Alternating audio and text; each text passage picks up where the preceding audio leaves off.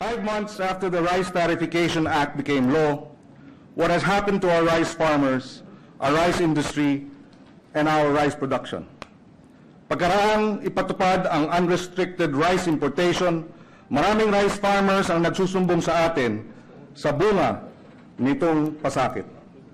Allow me to point out at the onset that the objectives and the intention of the rice tariffication measure are laudable.